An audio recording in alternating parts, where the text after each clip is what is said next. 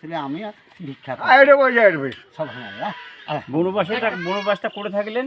হ্যাঁ বনবাসে কোন জায়গায় গেছেন? অন্ধকূপ, মানে কোনো দেখা সাক্ষাৎ নাই কারোর সঙ্গে।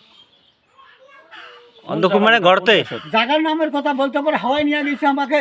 ওহো। আর তোমরা ফিরে এই কথা মানে করিস না আমার কাছে, আমাকে বাবা মা ওখানে গিয়ে বনবাস দিয়েছে, এটা কোনো কথা? না না। হাওয়ায় তারা নিয়ে গেছে আমাকে। 12 বছর পরে আমাকে প্রশ্ন করি, আমাকে অনেক পরীক্ষা করি, তারপর আমাকে বলছে।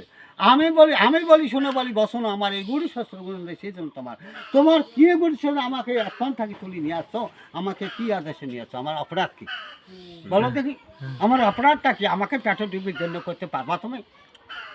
এই জন্য তো বলি, 1 আছে তা 2 নেই, 2 আছে তা 3 নেই। আল্লাহ করছে আমি বিনা আদেশে বিনা হুকুমে তোমাকে ধরি পেটে ডুবেছি। একটা মাসে তো আরেকটা মাছ খায় কীরকম হবে বলেন তো?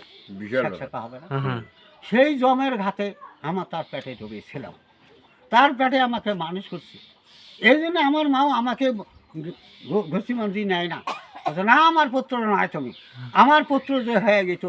আজকে আমি এই যে ঢাকার জন্য আমার বস্ত্র পর্যন্ত আমার মাও খালি দিয়েছে, আমাকে বিনা উদ্দেশ্যে আমাকে বনবাসে পাঠাইছে। আমার কোনো দিন পুত্র নাই। না না মা, তুমি আল্লাহ রসুলের দোহাই খাও, যদি আমার কথা বিশ্বাস নাও করো, আমি তোমার পুত্র হুবা জানি। আমাকে কি বলবেন আর কি পরীক্ষা দিবে সে বলো দেখি। দাদা তুমি 12 বছরই সন্তান, তুমি 12 দিনকে হইতে পারবো, তাহলে আমি মানি নেব।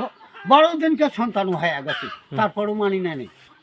অনেক পরীক্ষা দিয়েছি, তারপরেও আমাকে মানি নেই। হ্যাঁ, তারপরে এই জন্য আমি সারা জীবনে সারা জন্মে আমি মা বলি ডাকতে থাকবো, দেখবো আমার মা কোথায় আসে কি না। মা তোর গৌরব থাকিবে না, মা গৌরব থাকিবে না, ওই তোকে ওইভাবে চালিতে হবে। তুই কর্পূষ দেখতে পাবো তো, আর দুনিয়ার মুখও দেখতে পাবো, ওই ঢাকাটা নাই।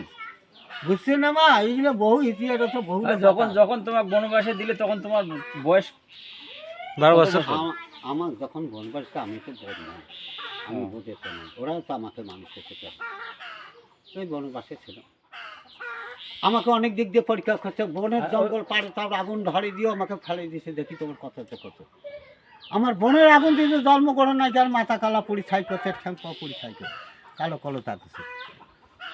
বিশ্বাস করেন না, বনের পশু দিয়ে আমাকে ছিদ্র করছে, হাতের দাগ আছে, এখানে ছিদ্র আছে, এখানে ছিদ্র আছে, হাতের অবস্থা ঠিক আছে দেখো।